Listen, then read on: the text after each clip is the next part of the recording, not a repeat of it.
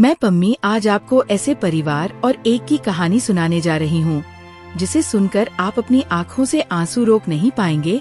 तो मित्रों, बात है एक ऐसे परिवार और माँ की। हाँ, ये 3 भाई एक बहन की कहानी है कि एक गांव में एक सुखी परिवार रहता था। उस परिवार में 3 भाई और एक बहन थे। वहीं उनके माँ बाप उन चारों से बेहद प्यार करते थे।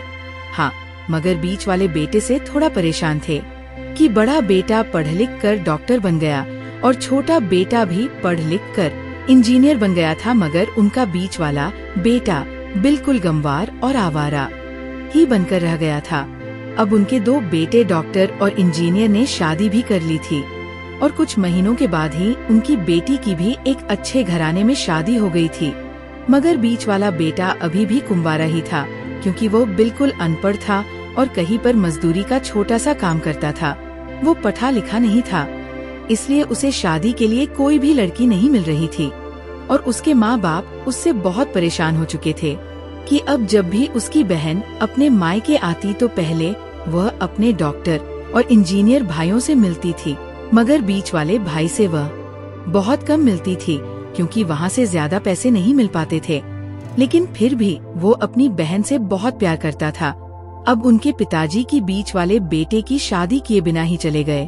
उनकी माँ ने सोचा कहीं अब किसी के मुंह से बंटवारे की बात ना निकले, इसलिए अपने ही गांव की एक सीधी साधी लड़की से अपने बीच वाले लड़के की शादी करवा दी। शादी होते ही ना जाने क्या हुआ, अब उसका अनपढ़ बेटा पूरा मन लगाकर काम करने लगा और पहले से कहीं ज्यादा मेहनत भी करने लगा।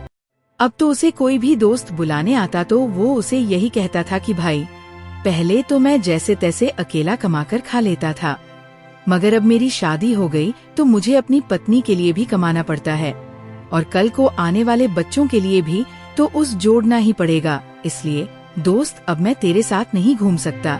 ये कहकर उसका गंवार लड़का को सीधा अपने काम पर निकल जाता है।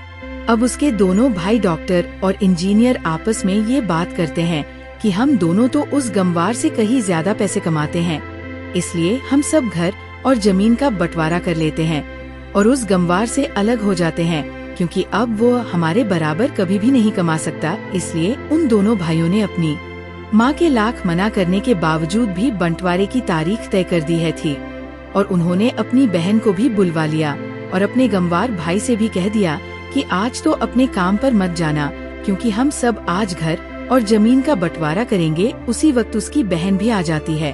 तभी उसका गंवार भाई क्या है कि तुम लोग बंटवारा कर लो, मुझे जो भी देना हो दे देना, मैं शाम को आकर अंगूठा लगा दूंगा। तभी उसकी बहन कहती है, अरे बेवकूफ, तू तो अनपढ़ ही रहेगा, जमीन का हिस्सा तो मैं आमने सामने बैठकर होता है। तभी उसके दोनों भाई भी बीच वाले गंवार भाई को उल्टा सीधा कहते हैं। तब उसकी माँ भी उसे कहती है कि बेटा, आज तू काम पर मत जा, बंटवारा तेरे सामने होगा तो ही अच्छा है। उसी वक्त वकील भी आ जाता है। तभी वकील कहता है कि आपका सारा हिस्सा मिलाकर 10 बीघा जमीन है और आपका घर है। अब ये बताओ कि किसको कितना हिस्सा देना है, मैं उसी हिसाब से बंटवारे के कागज बना दूंगा मैं। तभी उसी वक्त उनका गंवार भाई कहता है कि वकील साहब, 5-5 बीघा मेरे दोनों भाइयों के नाम लिख दो और ये जो हमारा मकान है ये मेरी प्यारी बहन के नाम कर दो। तभी उनके दोनों भाई और बहन पूछते हैं कि और तू इससे में क्या लेगा। तभी उनका गंवार भाई कहता है कि मेरे हिस्से में मेरी प्यारी माँ है ना।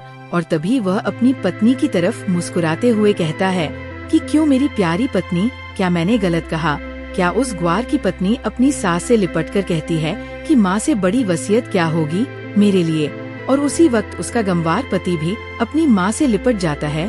गंवार बेटे भूखे इसी प्यार ने जमीन जायदाद के बंटवारे को एक सन्नाटे में बदल दिया। तभी बहन अपने गंवार भाई के गले लगकर रोते हुए कहती है कि माफ कर दो भैया, मैं आपको समझ नहीं सकी। तभी उसका भाई कहता है कि मेरी प्यारी बहन, इस घर में जितना अधिकार हमारा है उतना ही अधिकार तेरा भी है। और रही बात बंटवारे की, तो बंटवारा नहीं करने से हमारे जीवन रुक तो नहीं जाएगा। क्यों करते हैं हम बंटवारा? क्या हम एक साथ मिलकर नहीं रह सकते जैसे हम बचपन में मिलकर रहते थे? एक साथ मिलकर रहने को ही तो कहते हैं एक अच्छा परिवार। और उस अच्छे परिवार को संभालती है एक माँ। तभी उसके दोनों भाई भी बहुत शर्मिंदा होते हैं और वह बंटवारे के सभी कागज फाड़ कर फेंक देते हैं और उस दिन के बाद से ही उनका पूरा परिवार खुशी खुशी एक साथ रहने लगा। तो दोस्तों, यह थी परिवार और माँ की एक सच्ची कहानी। अगर आपको वीडियो अच्छी लगी हो तो प्लीज वीडियो को लाइक और शेयर जरूर करें। धन्यवाद। हर हर महादेव।